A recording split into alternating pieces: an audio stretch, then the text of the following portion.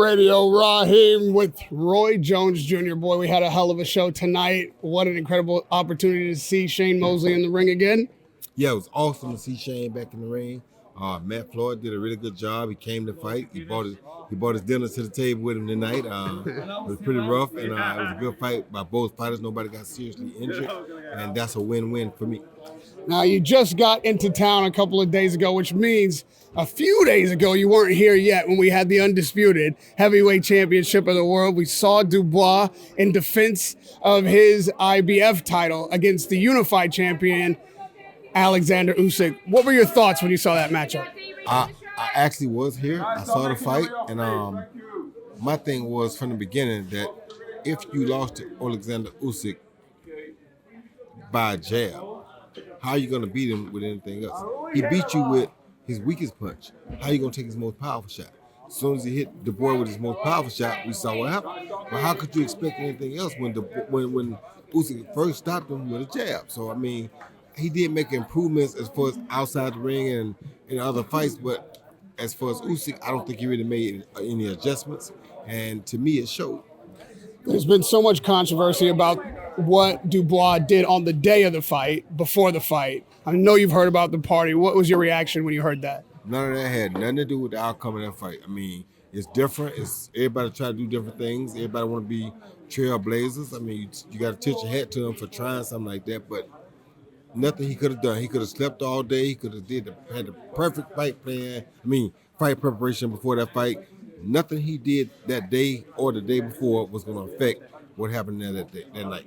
There's been a lot of discussion about where Alexander Usyk places amongst the all-time greats. He's clearly the best of this time right now, but where do you place him in history? In history, he'd be a good fighter, a great fighter actually, because he dominated two weight divisions, and to be honest with you, you can't really say where he would be because he's done some remarkable things. I mean, he dominated a very, very highly classified cruiserweight division when it was at his height, I think.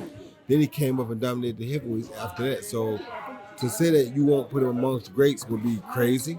I'm not saying he's Ali type. I'm not saying he was big enough to beat the Ernest Shavers of the world and all that, because we don't know if we ain't seen him get hit like that. But the guys he fought that had that type of power, like Usyk, who didn't have that kind of pro experience, but he had that kind of power, he fared well against. So it would have been good to see him in the day with the guys who had the wits with the power.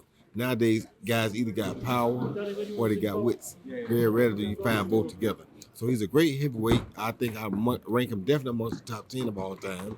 But maybe amongst the top 5, because when you look at it, I mean, the George Foremans, the Mike Tysons, the Lennox Lewises, they would have gave him a little bit more of a problem because they were bigger and had a lot more reach, and they could punch, and they had IQs. The guys nowadays, their IQ, either they don't have IQ or they have IQ or don't have a real heavyweight punch. So that's why he's dominating.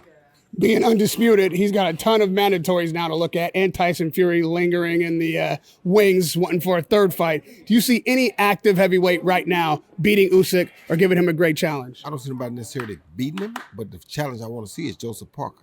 And the reason being is Joseph Parker is a guy that also knows how to fight like a cruiserweight or a light heavyweight. And with that being said, that's how you got to fight to beat him. So you can't go out there and try to beat him with big shots and power punches. He's used to that. You're not going to catch him like that. You got to be able to fight at his rhythm, at his pace, at his speed in order to be able to beat him. If you don't match his speed or match his rhythm, you're not going to beat him. The only person that I've seen lately that I think could match his speed and his rhythm, and with the trainer he has now, is Joseph Parker with Andy Lee.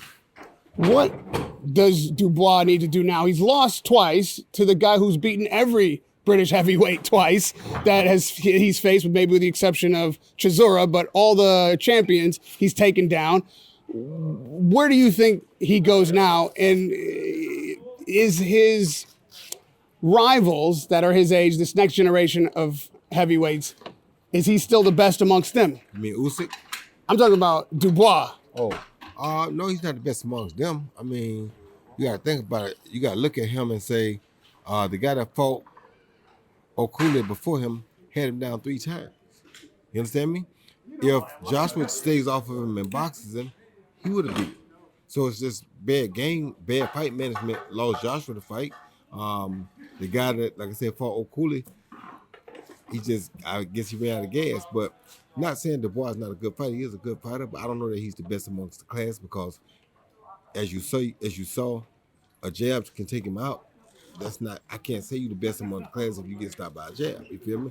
So not that you're not a good fighter, but I'm not gonna say you the best amongst the class because some of those guys, a jab not knocking Chisora out. He might be a better boxer, but a jab not taking him out. So it's just hard to say, And if Chisora hits you going out for sure. So it's a tough thing to say, And lastly, Roy, we might see, and it has been set as September 20th, and then that date got put in the bin, and maybe it's back for the 27th. We don't know, but I think we will see Eubank Ben in the ring again.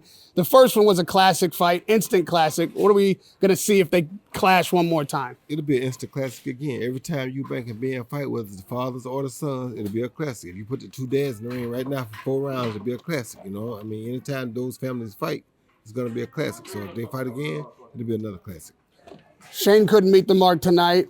You've had your legendary nights that we've all experienced, but the fighter who is still competing and getting world championship shots is Manny Pacquiao. He fought to a draw. First of all, what did you make of that draw? And you want to see Manny back again? I thought he won the fight, and against a person like the guy he just fought, I would love to see him back again. You think that Pacquiao can maybe still win a world title? I guess you thought he won one a couple weeks ago. I thought he won one a couple weeks ago. I think he should be world champ right now today, but it happens. Thank you so much, Roy. I got to tell you, it's always a pleasure to talk to you. Always an honor to sit next to you. And I can't believe we got you here tonight. And we will see you again ringside, I'm sure, very soon. And stay on my side of the pond, man. We got to go have some dinner or something. We got to have, some fish and chips or some mashy peas or something. Let's do it. I'm with that. Radio Raheem with Roy Jones Jr.